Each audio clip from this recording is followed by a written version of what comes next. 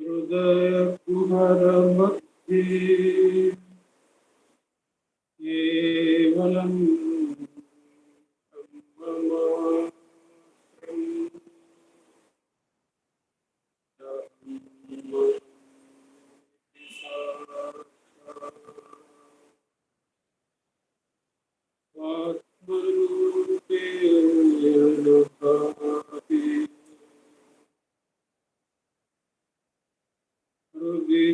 मनसा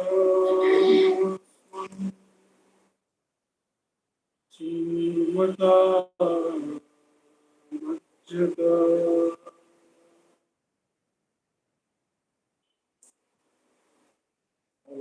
चलन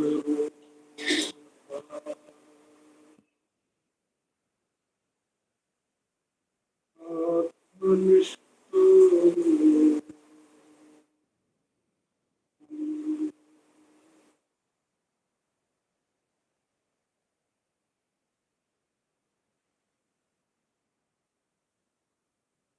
देहं मृण्मय जडात्मकं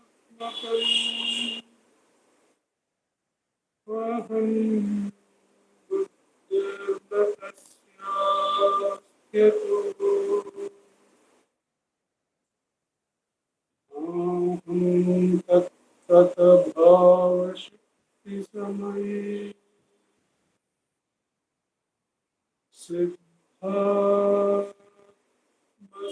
सिद्धात्मसद्भाव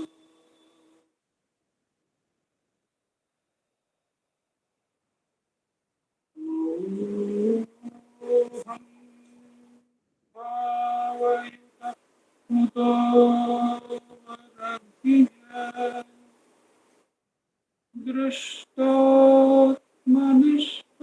दृष्टात्मनिष्ठात्मना सोऽहं स्फूर्तितया अरुणाचल शिवः पूर्णो विभाति स्वयं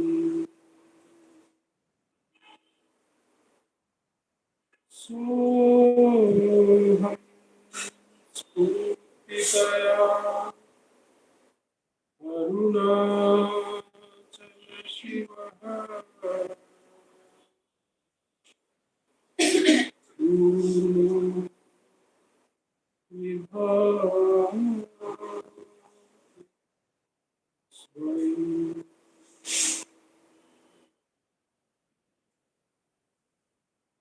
Namo Ramana.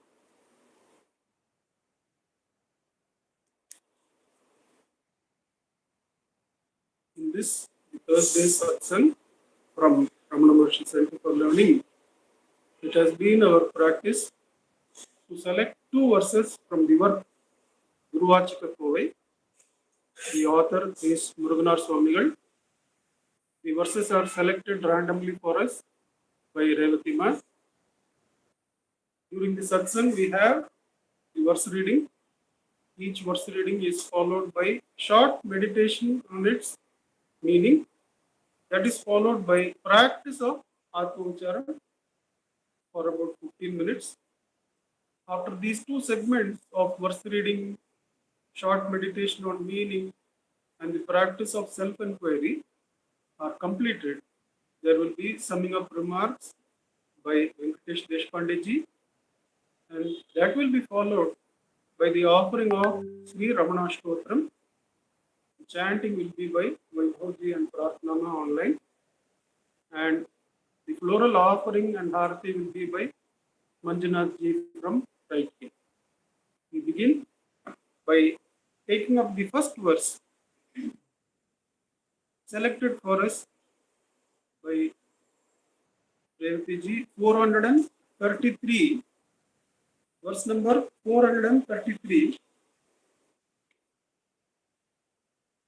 we find in the segment investigation into truth. After the preliminary segment, there are three segments: investigation into truth, meditation on the truth, and experience of the truth. We find 433 in investigation into truth, and the subsegment is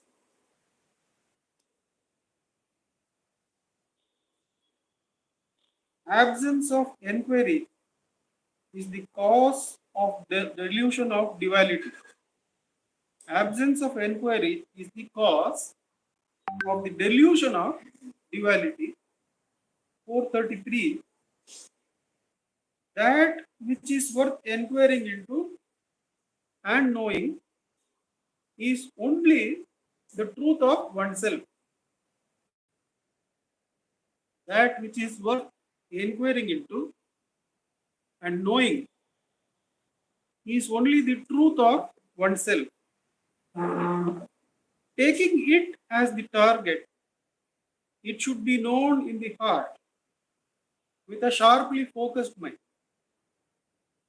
Taking the enquiry into truth of oneself to be the target, it should be known, the truth should be known in the heart with a sharply focused mind, sharply focused attention. Only to an intellect that has subsided within, having attained a clear silence which is free from the turbidity, that is dullness, and agitation of the mind, which is the rajas, that sweats and suffers. Only to an intellect that has subsided within, having attained a clear silence which is free from the turbidity and agitation of mind that sweats and suffers, only to that intellect will the means for realizing this truth, which shines in an extremely subtle way, be known clearly. Only to an intellect that has subsided within, having attained a clear silence which is free from the turbidity and agitation of mind that sweats and suffers, only to that intellect will the means for realizing this truth, the truth about oneself, which shines in an extremely subtle way, be known clearly. So, two aspects of the verse are what is the only thing that is worth inquiring into? The only thing that is worth inquiring into is to inquire into the truth of oneself. The Ulladu Narpadu shows us that everything arises after the rise of the I, after the rise of the ego. So, Attanayam, everything is only a manifestation of this first separation from the unity. There is an underlying unity of the observer and the observer. There is an underlying unity to the seer and the seen. What is the teaching? The teaching is that the seen is dependent on the truth of the seer. If I consider myself to be a body, I consider what I see, the person opposite to me, also to be a body. I move with them for a long period of time. I understand they are hardly the body. They are that friendship. He is that friendship that has endured over years, which has undergone so many sacrifices, so many of my faults he has endured. And that friendship is more like him and more like me. Then when I see myself as that love of friendship, then I see him, the other person, also in the same way.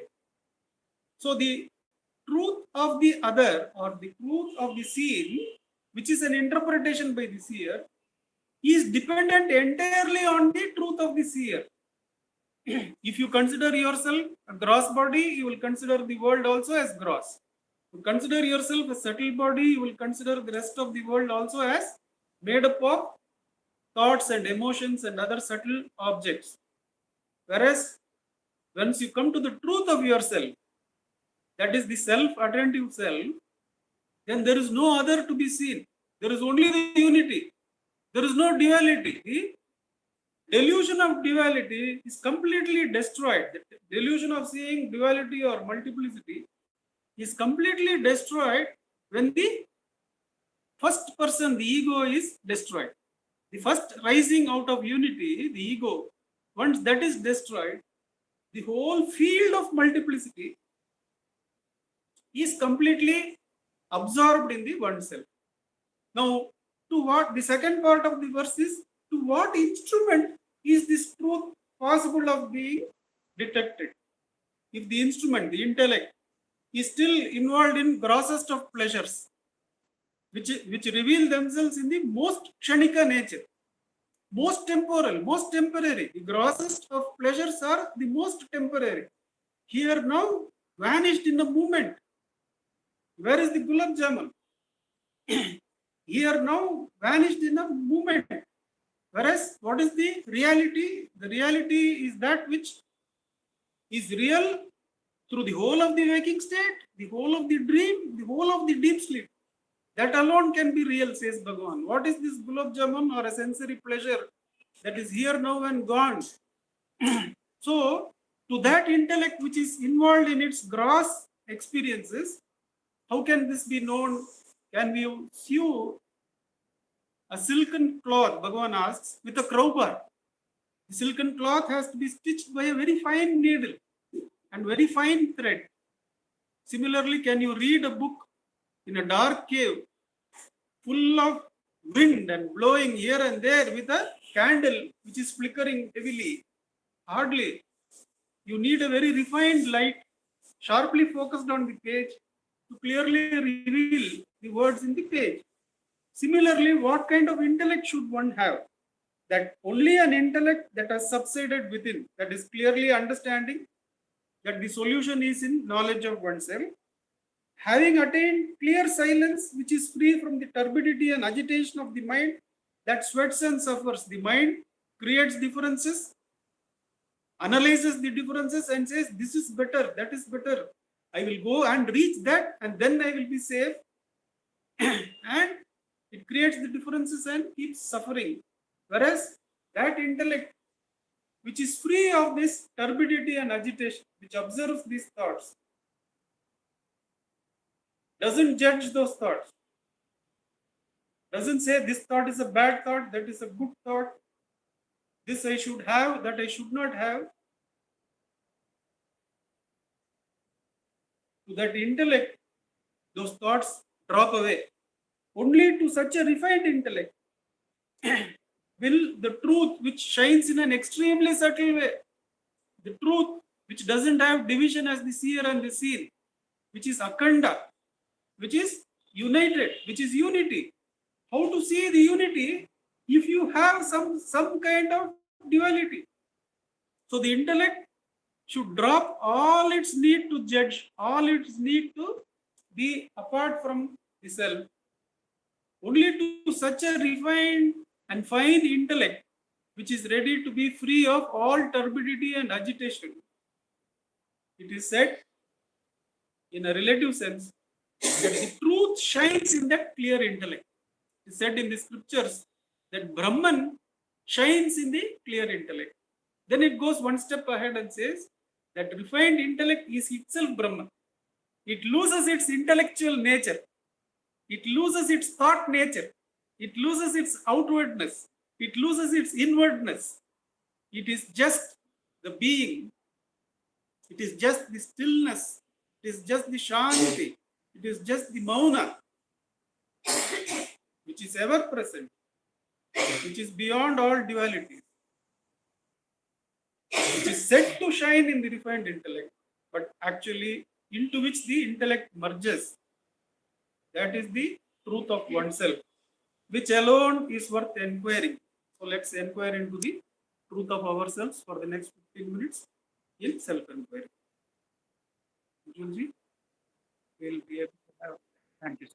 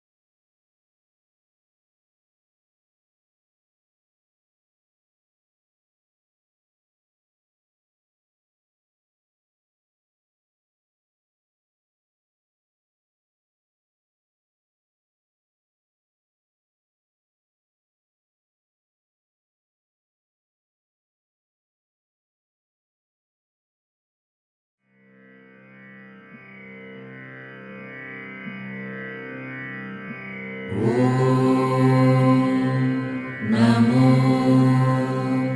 भगवते श्रीरमणाय।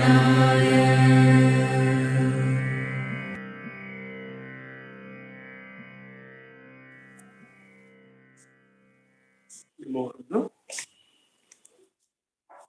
We continue by taking up the second verse selected for us, 1211.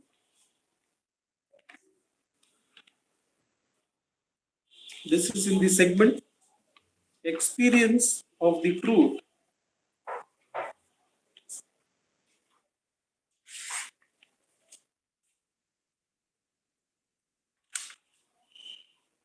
It is in the subdivision Para Bhakti, Supreme Devotion. Para Bhakti, Supreme Devotion, 1211. The true devotees who remain under the rule of the self in every possible way belong to God. The true devotees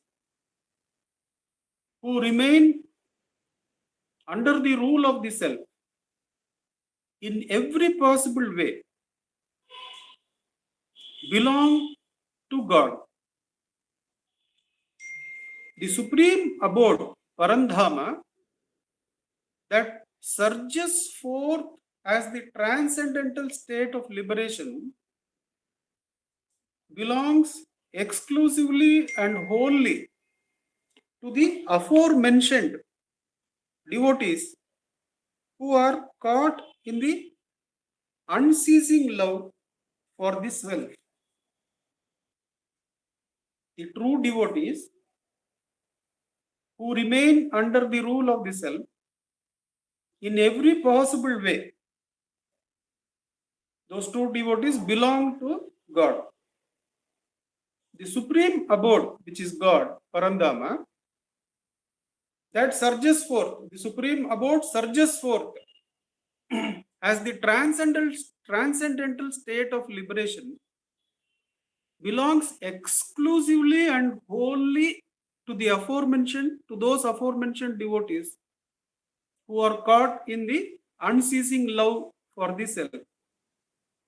There is a note from Padamalai: those who dwell in the transcendental state will surpass even gods and will exercise their rule over the all-pervading, resplendent kingdom of heaven, Parandama.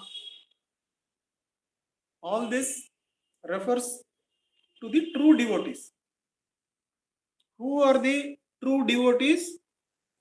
Who come under the rule of the self in every possible way. That is a very interesting thing to take up. A few years ago, I had this anubhava of traveling in train from Chennai to Bangalore, and it was last minute and I had to travel by unreserved, and it was crowded. And I usually enjoy standing near the door. The unreserved compartments are all connected. I think three of them.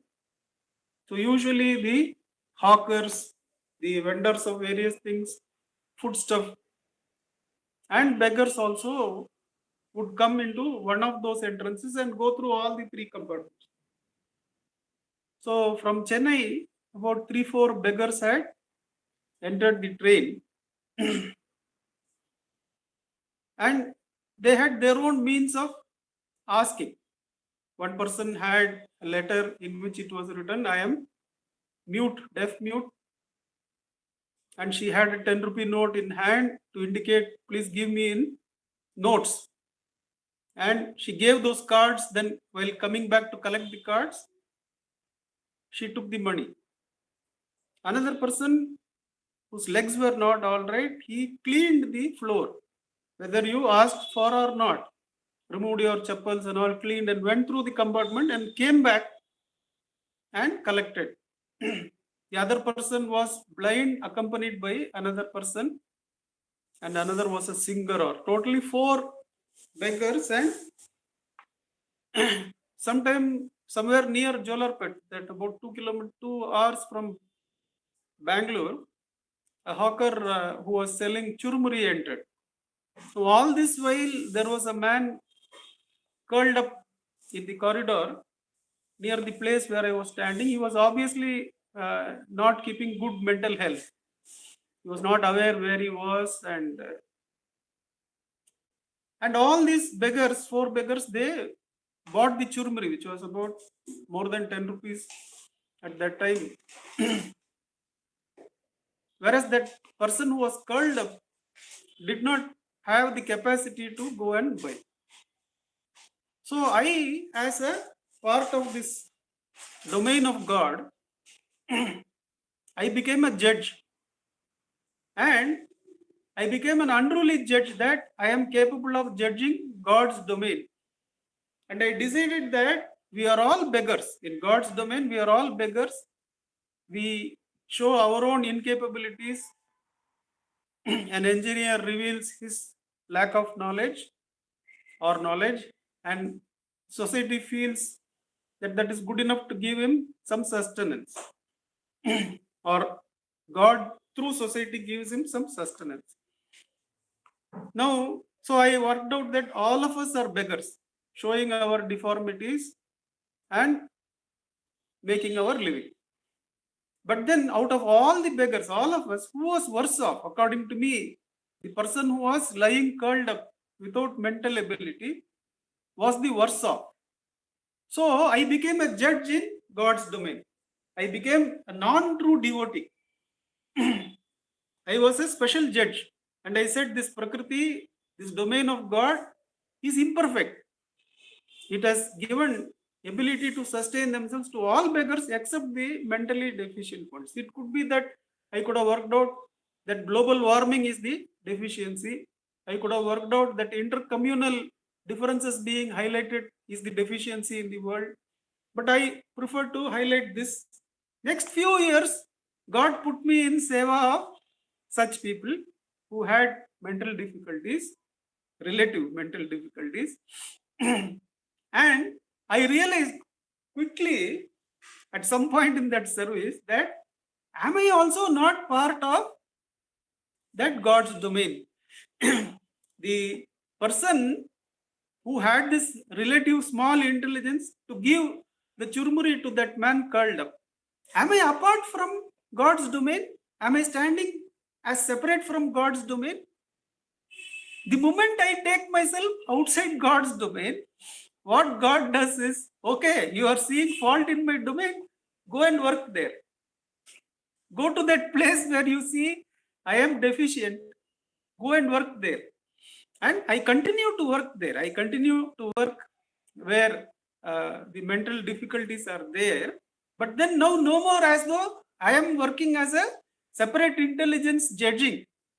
It is that the intelligence, complete intelligence lies in not feeling separate from rest of the God's domain. If you feel separate from rest of God's domain, and if you judge God's domain, you will be given work in that area where you feel God's domain is imperfect. And even if you are working, we should first of all get this understanding that we are also a small fragment, just like the other fragments. And we don't have this special intelligence to judge or contribute. So non-judgmentally do what you are doing. Totally surrenderedly to God's immense intelligence. Do whatever you are doing. Those are the ones who are able to transcend the limitations. The transcendental oneness, it surges forth, says. What is Parandamasthiti? That the whole domain of fragments is one. There is only one intelligence, one love, one being that is all connecting all this. Nay, not even connecting, which is all this. That feeling of oneness, the non-separation from the rest, that is the transcendental state. That moment it clicks that you are not a separate being having this great intelligence to do judgment and save yourself and save a few of the others. When you stop thinking like that, then you understand that the whole intelligence of God, the whole intelligence of Prakriti is so great that it contains all answers in itself. That oneness itself is the answer to all problems. If there is a problem, the solution is also there in the oneness. It's not apart from the oneness. The moment you click like that, then the transcendental love, the transcendental intelligence of God surges from within you. You can feel the throb of the ocean rising up. You are no more the wave. That we are all connected and we are all the ocean. We are all the transcendental love, not the individual fragment being tossed up or being clever enough to judge others. that that domain of Parandamasthiti, that we are all one, the I of that being, that intelligence, which connects everything, which is behind everything, that surges the moment you feel, you stop feeling separate from others. The moment it clicks that the churmuri came from you not because of your judgment and intelligence, because Prakriti has that compassion in itself. That oneness of Prakriti, that oneness of God's domain is itself the hand that gives the 10 rupee note to the beggar, not the individual. When that understanding comes, then one rests in the Parandama. That the unconditional love surges forth and consumes you, and only the Parandama exists. That's why it is said there is no return. There is no return to fragmentary existence from the Parandama Sthiti. What is the connection between Atma Uchara and this kind of devotion to the one rule of God? The connection is that the Atma Uchara directly demolishes the separate from the Parandama Sthiti. It is called Ananya Bhakti. Atma Ucharam is called Ananya Bhakti. The transcendental state will be blessed on one who practices Atma Ucharam and is surrendered on the outside to see that he doesn't have any special intelligence to judge anybody or the rest of the creation. It's all one domain, one hand, one intelligence, one love, and to feel not separate from the rest and to unite with the source, which is one and the same thing, brings forth the transcendental existence, transcendental love, transcendental knowledge. This is called the immanence. The immanent truth is itself the transcendental truth. The who am I searches for the source of the ego, where all separation between the seer and the seen is demolished, and the Parandamasthiti alone is. So, whether you are a true devotee who stops seeing the domain as fragmented, or you are that jnani who has merged the ego and the seen into the self, the anubhava is the same. The experience is of the oneness of consciousness. The consciousness that doesn't have any fragmentation or division as seer and the seen. So it's surrender on the outside, non-judgmental surrender totally to God's power or to the Prakriti's power, whatever way you want to call it, and which are inside. One is bound to rest in the Parandama Sthiti. So let's practice Atma Ucharam, where the separation from the source is demolished. Let's sit for 15 minutes of Atma.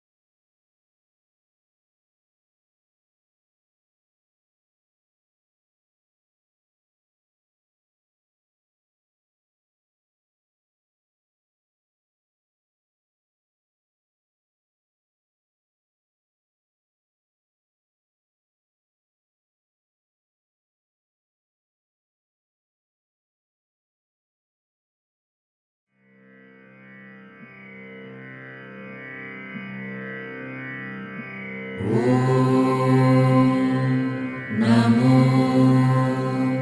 भगवते श्रीरमणाय।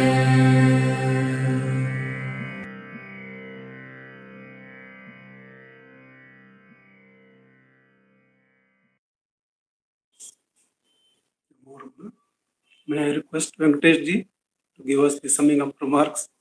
Namo Ramana, sir. Namo Ramana. Gurur Brahma, Gurur Vishnu, Gurur Devo Maheshwaraha, Gurur Sakshat Parabrahma, Tasmai Shri Gurave Namaha. Jnanamulam Gurur Murti, Pujamulam Gurur Mantramulam Gurvakyam Mokshamulam Guru Mokshamulam Guru Namo Ramana. If you look at somebody's life, it's they put it on what's called a biodata. Biodata has somebody's name, place of birth, date of birth, and father's name, mother's name, education qualifications, and where all he had worked, curricular activities, extracurricular activities, and languages known, and then there is a name. So if you look at a biodata, what does it say? It talks about only the body and the mind. Does it talk about the self? It does not. Now, what happens when somebody leaves the body? There'll be a death, like a birth date. There'll be a date of death day, also. So, what happens? That body has come and that body has gone. Right now, this is known to all of us because many of us have gone to the Shamshan Ghat because our near and dear ones have gone. So, but what we still think when we're alive, we still think that we are this body. Continuously we think, we wake up in the morning, we think we are this body. But really, if you really see, the third day after the person dies, the third day they go on, last bits of the body is thrown into the Sangam, finished, the body is gone. Then what do you pray for? Rest in peace. They say, people say rest in peace. What is to rest in peace? The Atman, the self, there was a separation. When the body was there was a sort of separation, there was a feeling of separation between you, because of the mind, between you and that self and God. There was a sense of separation. So that's why what happens, the 13-day pujas are done. So that just think about this. We don't pray for the body. In those 13-day puja, there's 7th day, 8th day, whatever, 9th, 11th, 12th day, we don't pray for the body. We pray for the soul. So this is a sort of wake-up call for all of us in sadhana and spirituality to understand what the real truth is. The truth is not this body. The truth is the Atman. And the whole life goes in actually we feel separate. And Bhagavan says that when you actually leave the body, whatever body is thrown away, body is jada. But the truth is the Atman.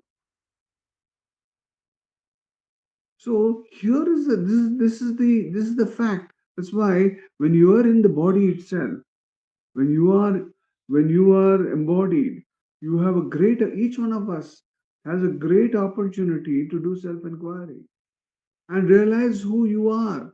And this apparent, separation that we feel vanishes. And once you are with the Yaham Ahamiti Sakshat Atma Rupena Bhati, when you are with that God current, when you are with the self, then what happens? When you die, nothing happens. The body was always not you, and you were always the Satchidananda Atman. So the thing that I'm going to leave this body vanishes. The dukkha, that that fear of death vanishes, because death is what you're holding on to the body. So this is Bhagwan's way of telling us that you more and more we are establishing the self, more and more we do self-enquiry and establishing the stillness of the self, then what happens? This, it's like that snake, the way it gives, removes its skin, when the old skin, that way it gives out it will be exactly like that. This body, you will just let it go, and you will be established in the self. Then what happens? Then that's when the purpose of this human life is met, and you will be fearless and free. Om Namo Bhagavate Shri Ramanaya. Namo Ramana. Namo Ramana, sir. Thank you very much. Okay, Namo. Namo Ramana Vaibhavji. May I request you to do the chanting, and the floral offering will be done by Manjunath. Thank you. Namo Ramana.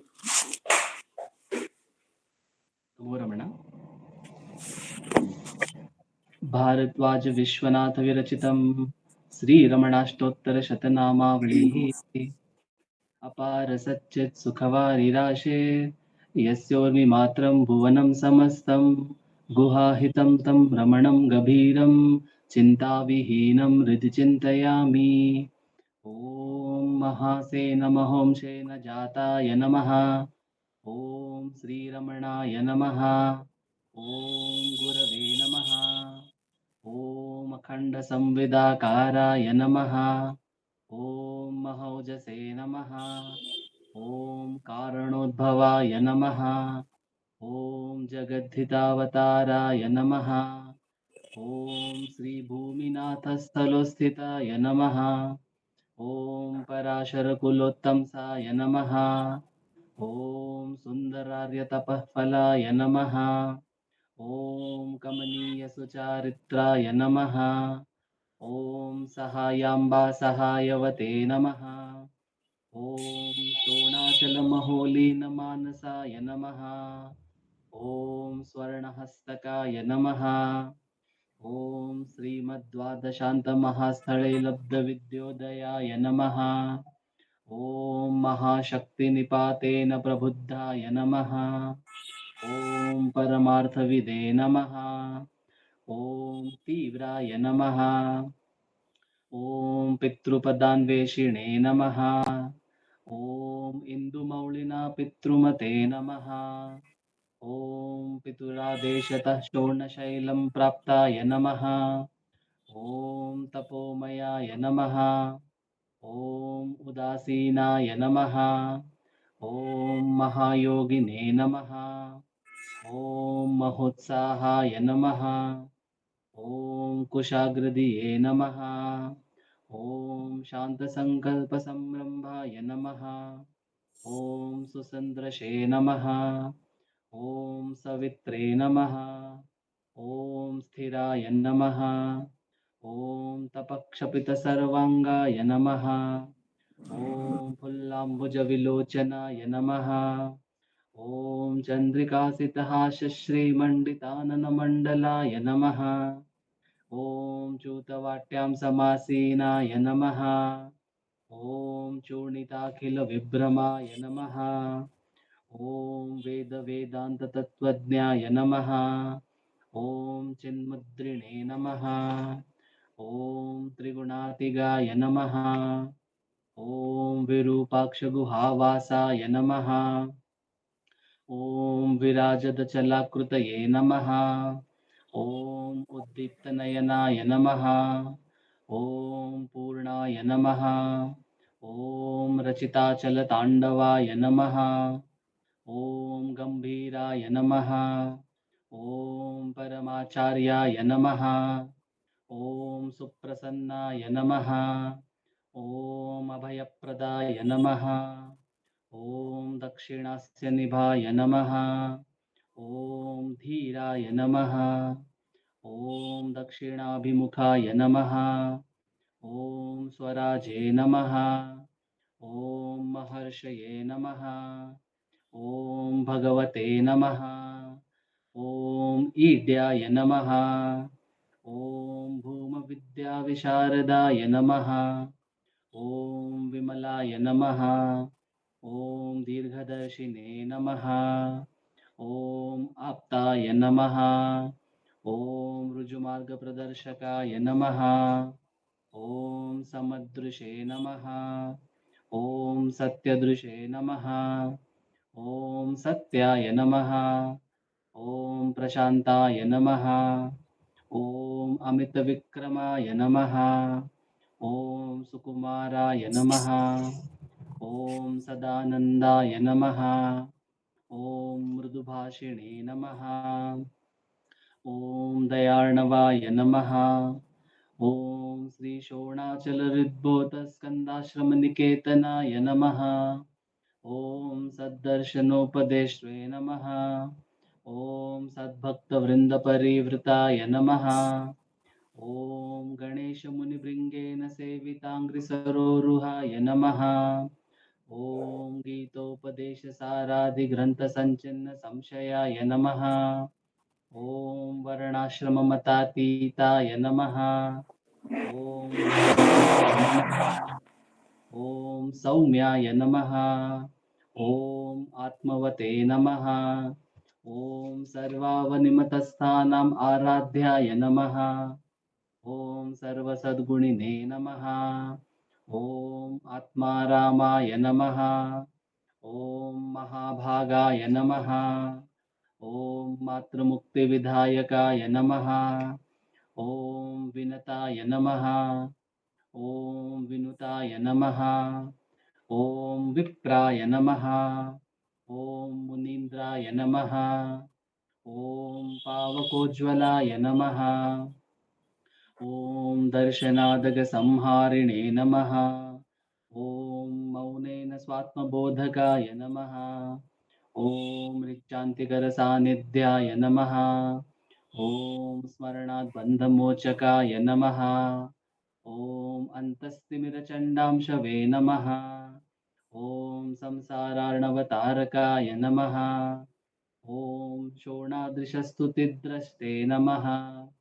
ॐ हार्दविद्याप्रकाशकाय नमः। ॐ अविच्युतनिजप्रज्ञाय नमः। ॐ नैसर्गिकमहातपसे नमः। ॐ कमण्डलुधराय नमः। ॐ शुभ्रकौपीनवसनाय नमः। ॐ गुहाय नमः। ॐ दण्डपाणये नमः।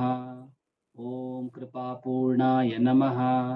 ॐ भवरोगविषग्वराय नमः। ॐ स्कन्दाय नमः। ॐ देवतमाय नमः। ॐ अमर्त्याय नमः। ॐ सेनान्ये नमः। ॐ पुरुषोत्तमाय नमः। ॐ श्रीरमणभगवते नमः। श्रीरमणाष्टोत्तरशतनामपूजां समर्पयामि। यस्थानोररुणाचलस्य पदयोः स्मृत्या जनिं प्राप्यत दिव्यानुग्रहसुप्रवाहविवशस्तादात्म्यभावं गतः। हृन्निष्ठस्वगभीरनित्यतपसा लोकान् पुनास्येकराट् तस्मै श्रीरमणाय ते नम इदं लोकोत्तरज्योतिषे। ॐ नमो भगवते श्रीरमणाय।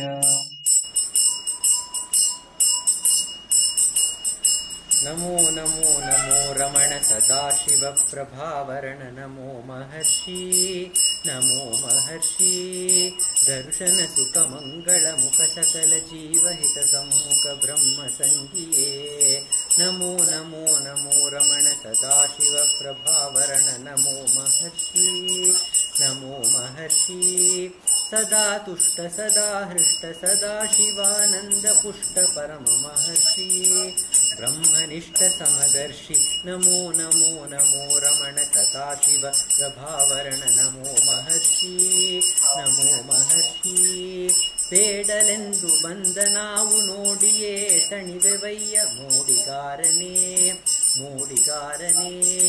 ಹಿತವ ನುಡಿದು ಪೊರೆ ನಮ್ಮನು ಬ್ರಹ್ಮ ಸಂಗಿಯೇ ನಮ್ಮ ಮನವದೊಂದು ಕಾಡು ನೀನರಿತಿಯ ಅದರ ಜಾಡು ಹಿತವನರಿತು ನೀಡುತ್ತೆಮ್ಮ ಕೊರೆಯ ತಣಿಸಲೈ. ನಮೋ ನಮೋ ನಮೋ ರಮಣ ಸದಾಶಿವ ಪ್ರಭಾವರಣ ನಮೋ ಮಹರ್ಷಿ ನಮೋ ಮಹರ್ಷಿ. बोलो भगवान श्री रमण महर्षि की जय. Jai